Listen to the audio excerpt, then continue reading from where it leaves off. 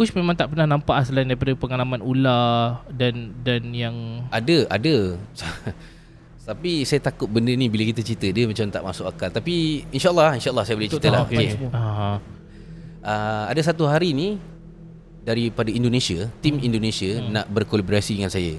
Saya bawa dia sama juga tempat yang sama, college dan juga hospital lama. Hospital lama mana tu? Hospital lama dekat Johor. Okay. Hospital gila. Jadi waktu tu saya tak tahu yang dia bawa minyak mayat. Mengundang lah. Ya, jadi minyak mayat ni macam saya cakap tadi, kita takkan boleh melihat jika ada perjanjian. Jadi dekat minyak mayat yang dibawa daripada Indonesia, berkemungkinan besar dia beli kepada someone yang dah siap-siap baca lah, ada mantra, ada buat perjanjian apa semua, dan dia bawa ke Malaysia. Dia guna minyak tu tanpa pengetahuan saya. Dan waktu tu memang saya sendiri nampak depan mata saya, depan live saya, nampak ada satu susuk tubuh perempuan kecil berlari lintas depan saya. Dan perempuan kecil tu macam menakutkan ke? Menakutkan. Kalau Pontianak dia tinggi, rambut panjang. Ni saya tak nampak macam Pontianak, saya tak nampak macam langsui ke apa.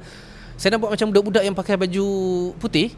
Macam kalau kita tengok cerita horror yang English punya cerita kan, cerita Mak Saleh kan, ada budak perempuan dengan teddy bear. Tapi ni tak ada teddy bear. Dia budak perempuan lalu macam tu. Sebenarnya kan, bila diorang bawa minyak tu, diorang guna untuk apa? Ada ritual ke? Minyak tu dah di ritual kan. Dia just beli je. Dan dia bawa, dia ada calit ke? Dia ada buat dia calit dekat diri dia sendiri. Dekat Kush tak ada? Dekat saya tak ada. Dan mungkin dia buang-buang dekat kawasan-kawasan tu. Yang tu yang membuatkan benda tu mampu untuk muncul. Wallahualam, saya tak tahu tapi sepanjang perjalanan saya, payah saya nak jumpa. Dalam life saya memang tak pernah nampak, melainkan macam saya cakap waktu saya di sihir tu. Dan kali ni nampak sejelas-jelasnya lah yang benda tu berlari. Dan saya kejar, saya pusing kanan, benda tu memang dah tak ada dah. Macam mana Coach boleh dapat detect yang diorang bawa minyak tu? Lepas tu saya tanya, Chris, kau ada pakai apa-apa ke? Jujur. Ada bang, minta maaf. Aku pakai minyak mayat. Dia memang mengundang betul lah. Ya Allah. Betul.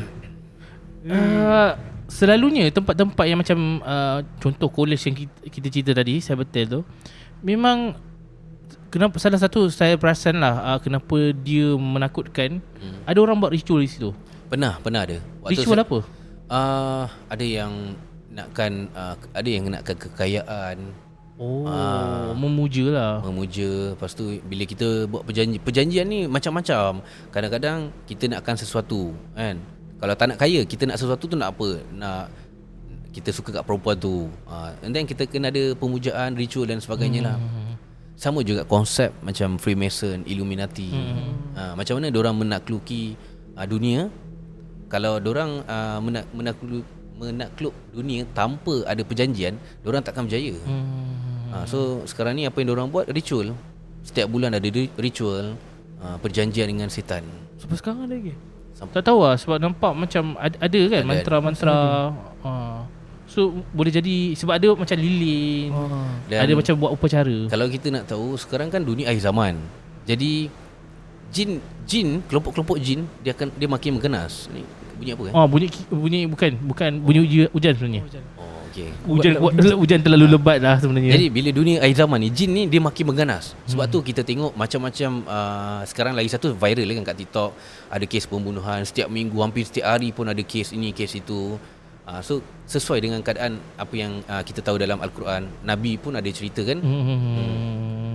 Akhir zaman macam mana.